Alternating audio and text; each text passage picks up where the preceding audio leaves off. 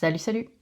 Aujourd'hui, on va aborder un thème qui me tient à cœur parce qu'on est fin juin, début juillet et que la semaine passée, j'ai donné une semaine complète de formation à des futurs BP canins, donc le brevet professionnel canin en France, par des températures entre, allez, 35 et 40 degrés. Et la date était fixée depuis longtemps, c'est dans un lycée agricole, donc j'avais pas 36 possibilités non plus.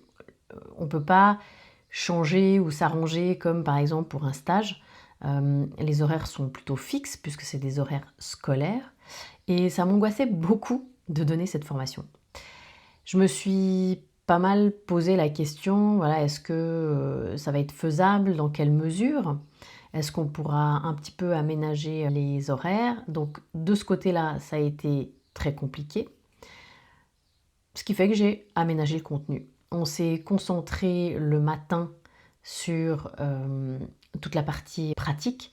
Comme ça, on avait les chiens encore au frais, on avait la possibilité de travailler à l'ombre, sous des arbres. Donc c'est vrai que ça nous a bien rendu service. Et j'ai gardé la théorie pour les après-midi.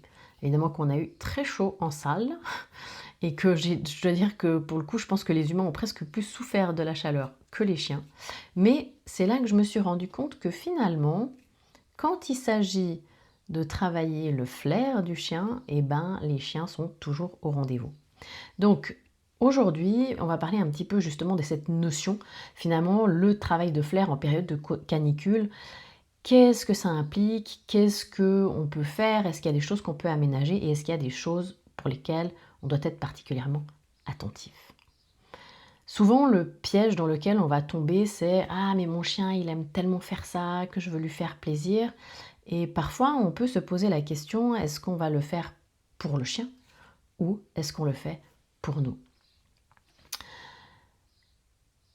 Le problème majeur, c'est que le flair, ou en tout cas l'utilisation du flair, ça chauffe le chien beaucoup plus que ce qu'on pense. Et ça, on va en parler un petit peu plus tard dans l'épisode. Là, pendant quelques dizaines de minutes, on va se concentrer sur comprendre pourquoi la chaleur, c'est un vrai sujet dans le travail de flair, savoir reconnaître peut-être un chien à risque ou un environnement à risque et repartir avec quelques règles simples, ou en tout cas des pistes pour décider si on travaille quand même, on maintient l'entraînement, si on adapte ou les moments où il faut complètement annuler, remettre à un jour ultérieur, à une semaine ultérieure. Pourquoi la chaleur est un enjeu majeur en flair?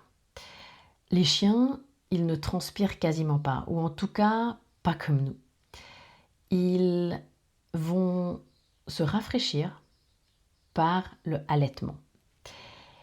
En fait, la chaleur va s'évaporer via la gueule. Et c'est pour ça que quand ils ont très chaud, plus ils ont chaud, on va dire, plus ils ouvrent justement la gueule.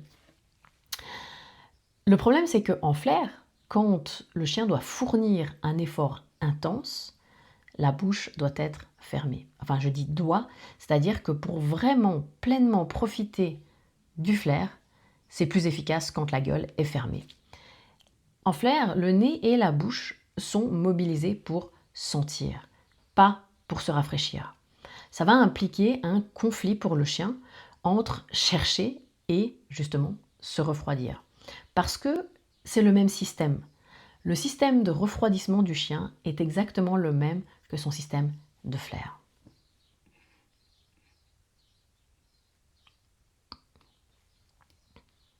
D'ailleurs, je dis souvent à mes élèves qu'on n'envoie pas un chien en recherche tant que sa gueule n'est pas fermée. Là, du coup, par période de forte chaleur, ça peut être compliqué parce qu'on peut avoir des chiens qui n'arrivent pas à faire cet effort-là avant de chercher.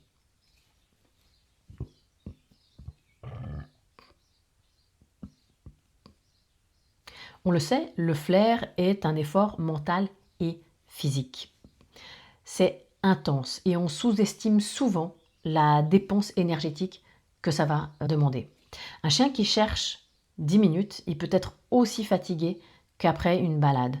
Et Le fait d'utiliser son flair, ça va vraiment le faire monter en température. C'est assimilé à un effort intense comme par exemple une grosse course-poursuite, un lancer de balles assez intense. Ça, c'est la première chose et par conséquent, on verra ce qu'on peut mettre en place pour limiter cet effet de chauffe. L'autre chose, c'est que l'odorat lui-même se dégrade à la chaleur. Quand on a un air sec, on va avoir des odeurs qui vont se disperser très vite, un petit peu dans tous les sens. Puis alors, en fonction de l'odeur qu'on utilise, ça va être encore pire. On va avoir des odeurs qui vont peut-être se coller sur le sol, qui lui-même est chaud, brûlant. Donc on va avoir un effet de réverbération. Les muqueuses nasales, elles vont s'assécher. Voilà, tous ces éléments, ça grave, on va dire, ou en tout cas, ça augmente le seuil de difficulté pour le chien. Qu'est-ce que ça va impliquer chez un chien? On va peut-être observer ou avoir l'impression qu'il travaille moins bien et on va peut-être le pousser plus. Et c'est justement ça qu'il faut éviter de faire. Parce que là, le chien se met en danger et on va le mettre en danger. Un chien, il ne va pas s'arrêter tout seul. Quand un chien s'arrête de chercher, c'est qu'il y a une raison. Le problème, c'est que un chien qui est vraiment à fond, je pense particulièrement à certaines races de chiens ou vraiment des chiens qui adorent la détection, ils vont pas s'arrêter. En fait, ils vont chercher et là, il y a possibilité qu'ils se mettent dans le rouge juste parce que la motivation, elle prend le pas sur leur bien-être finalement. Et c'est là que nous, on doit intervenir et peut-être interrompre le chien à un moment donné ou lui proposer des pauses pour se rafraîchir, des pauses pour se désaltérer, afin qu'il garde son système de ventilation optimal ou en tout cas suffisamment efficace pour ne pas tomber dans les vapes.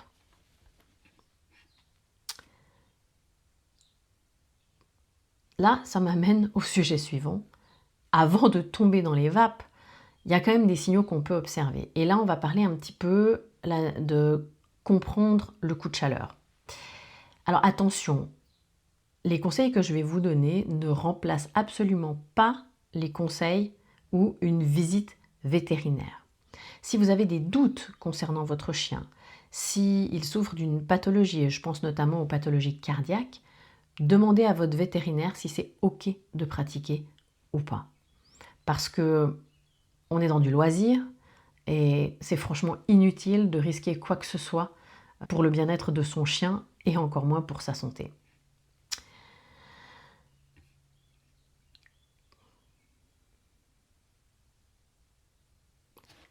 Quand le corps produit ou absorbe plus de chaleur qu'il ne peut en évacuer, on va avoir une température interne qui grimpe. Les chiens sont déjà naturellement à 1 degré de plus que nous. Ça veut dire qu'ils vont atteindre le seuil critique de 40-41 degrés très vite. Et là, ça devient dangereux, on est dans une urgence vitale. Quand il y a une urgence absolue, on peut avoir des lésions aux organes et ça peut vraiment être fatal pour un chien, même après le refroidissement. Alors je ne vous dis pas ça pour vous stresser à fond, mais simplement pour vous rendre attentif au fait que la température du chien, comme ils sont déjà plus hauts de base, ils vont atteindre ce seuil critique plus vite que nous. C'est les mêmes conseils qu'on va entendre, ne pas laisser le chien dans la voiture par forte chaleur. Voilà, on le sait, on l'entend chaque année, et chaque année, il y a des accidents. Et là, cette année, il y a même eu des accidents avec des enfants. Donc là, c'est la même chose. On ne laisse pas son chien en plein cagnard, dans la voiture, fermée, et ouverte non plus. Et pareil, on ne fait pas ça avec son enfant. Voilà, tout simple.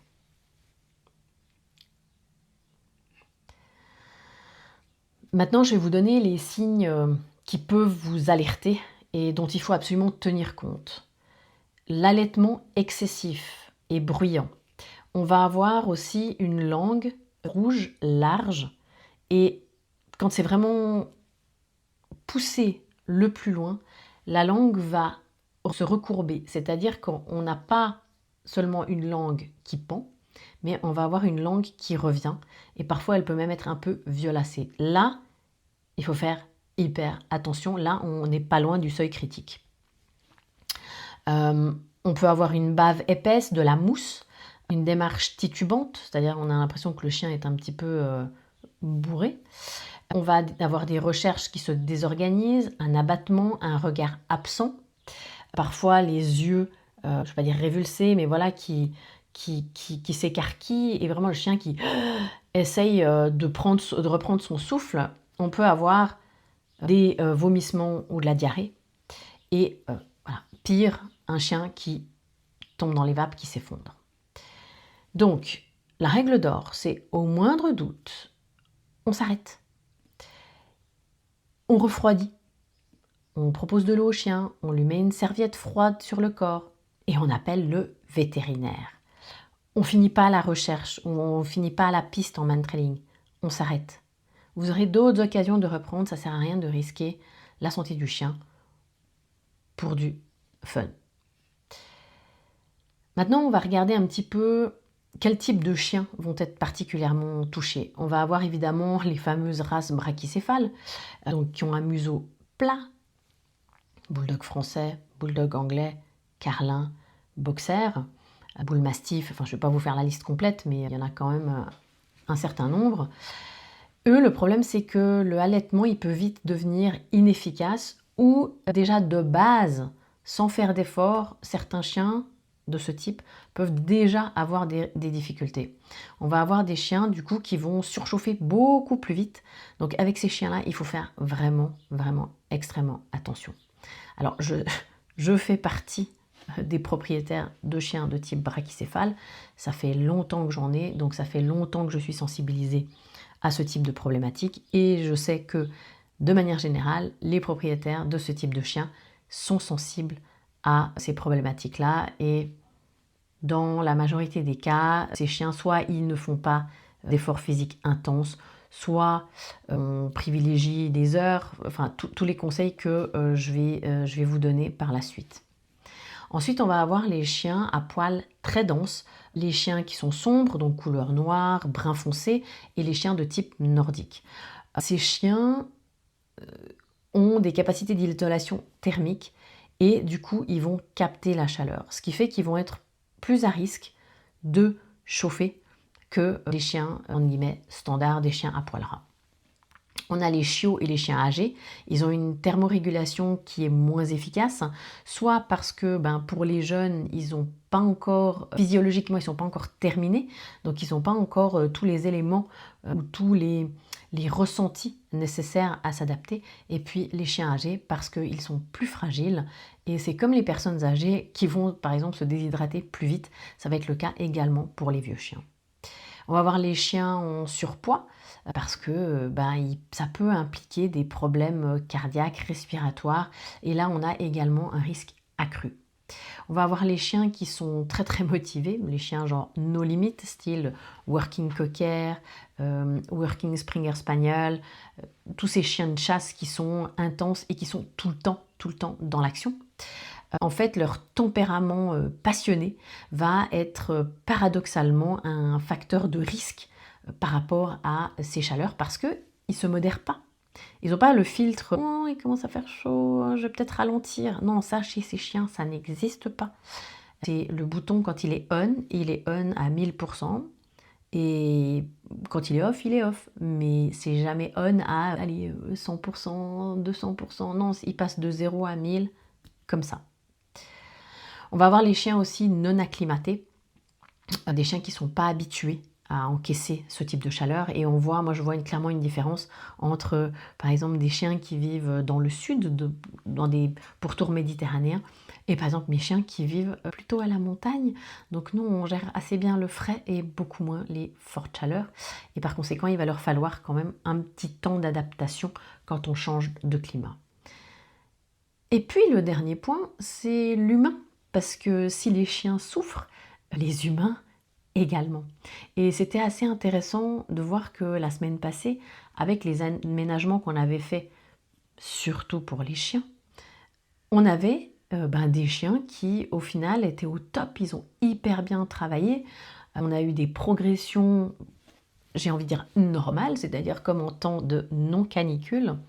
En revanche, c'était beaucoup plus dur pour les humains. Parce qu'évidemment, en plus, moi, je leur transmettais de la matière, donc ils devaient se concentrer. Et je vous assure que se concentrer quand vous dégoulinez, c'est très très compliqué. Donc chapeau bas à eux, et ils ont assuré. Mais voilà, pour le coup, pensez aussi à l'aspect humain. Il n'y a pas que les chiens qui souffrent. Nous aussi, ça peut être compliqué pour nous.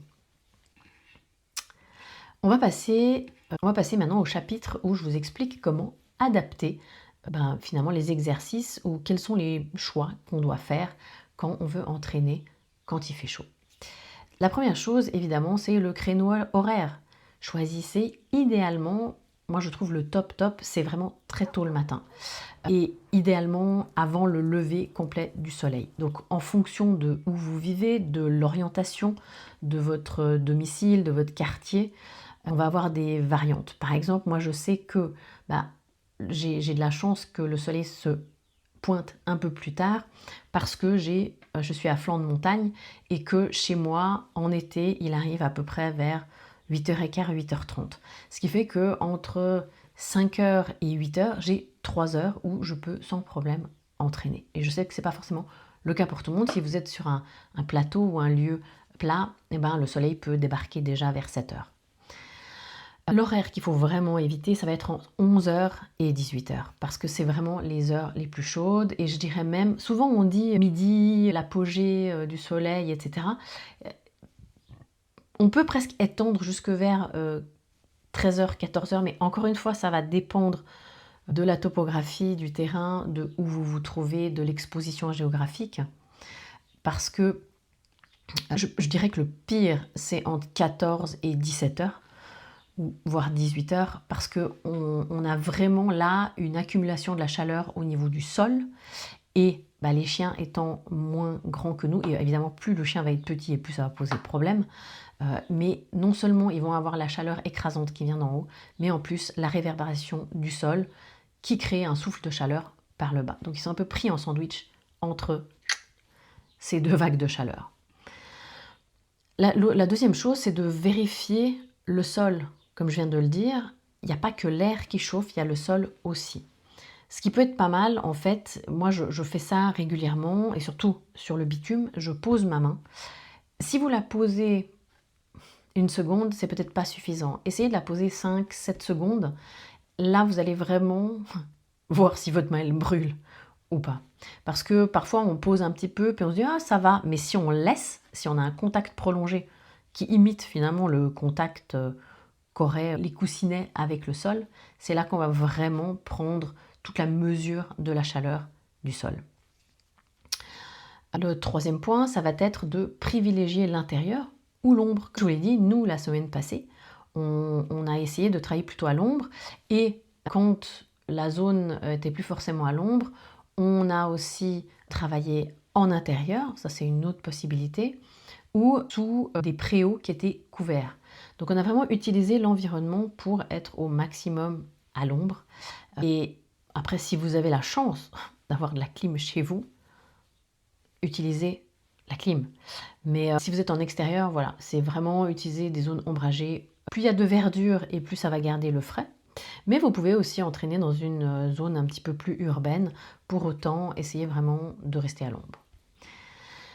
Raccourcissez et allégez les recherches, c'est-à-dire qu'on va faire des séquences plus courtes, des zones de recherche moins grandes, donc c'est vraiment pas les périodes de canicule, c'est pas là qu'on va entraîner l'endurance.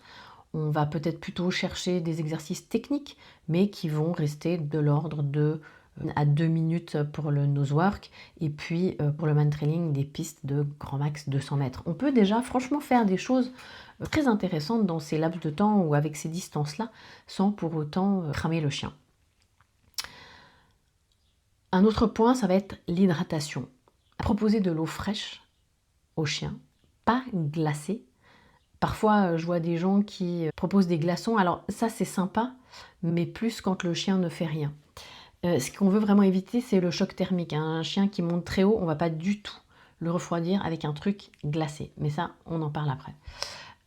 Donc voilà, plutôt de l'eau fraîche qui va être à disposition. Ça peut être à proximité de la zone de recherche, ou si c'est en mantrailing, à l'issue de la piste ou même pendant la piste, pourquoi pas. Il y a des chiens qui arrivent à faire une pause et repartir, hein. C'est pas du tout un problème.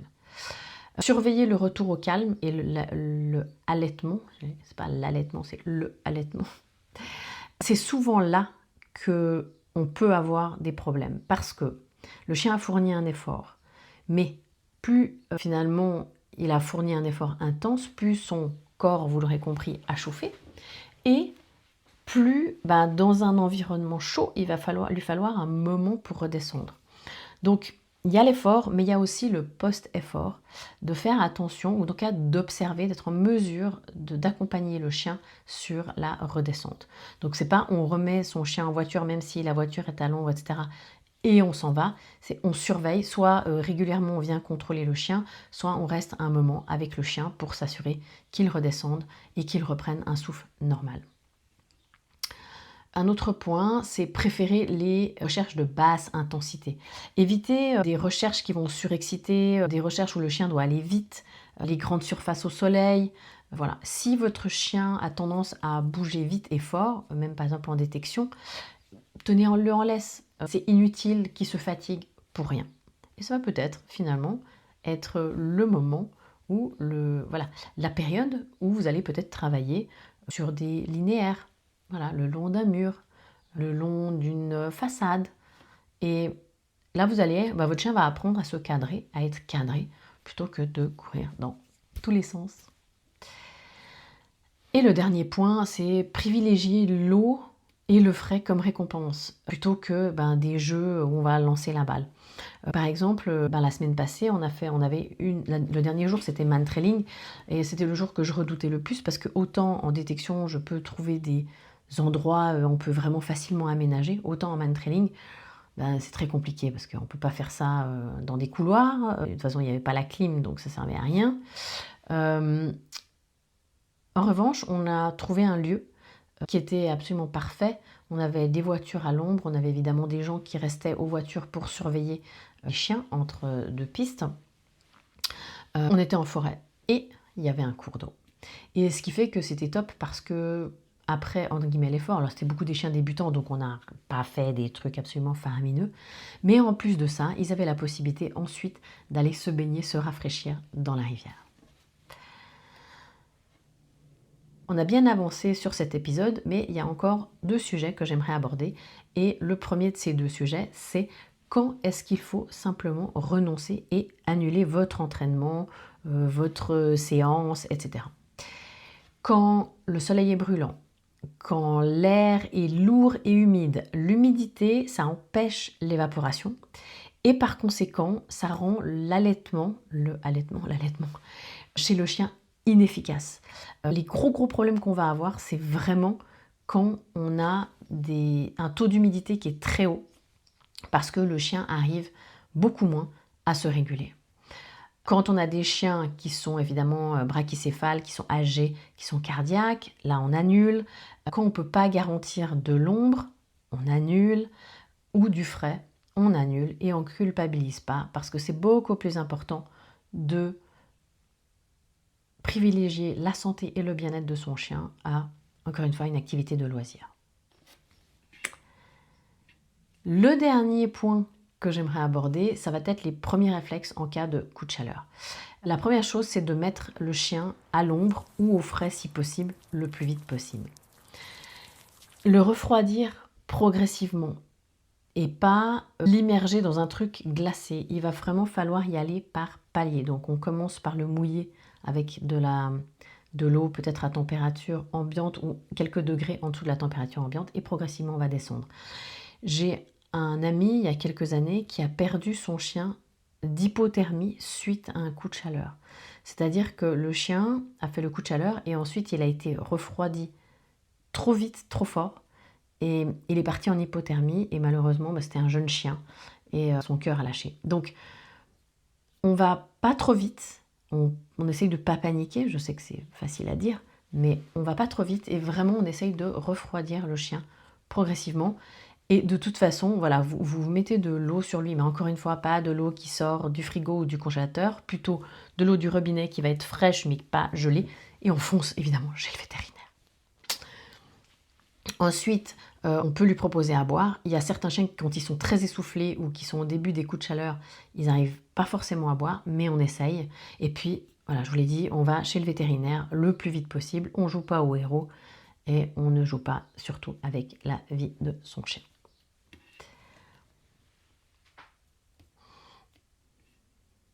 Voilà, on arrive au bout de cet épisode. J'espère que les informations que je vous ai données vous ont apporté des compétences que vous arriverez à mieux reconnaître, ou en tout cas mieux adapter à vos chiens. Et s'il y a un message que je peux vous donner, c'est... Alors, souvent, on a très peur, on a peur voilà, pour notre chien. Mais vraiment, ce qu'ils m'ont appris la semaine passée, les chiens, c'est que même quand il fait très chaud, on peut entraîner. Il faut juste être conscient de ce qu'on fait. Là, je vous ai donné plein de clés, vous pourrez les reprendre. Il faut savoir observer son chien, voir s'il est en surchauffe ou pas. Vous avez là aussi, je vous ai donné les clés, les indicateurs à observer. Et puis, à quel moment de la journée. C'est pas parce qu'il fait hyper chaud que tout le monde se transforme en loque. On peut faire des choses, il faut simplement s'adapter. Et honnêtement, les chiens, la semaine passée, ils ont vraiment eu beaucoup de plaisir. Les gens aussi, même s'ils étaient un peu plus en souffrance presque que les chiens.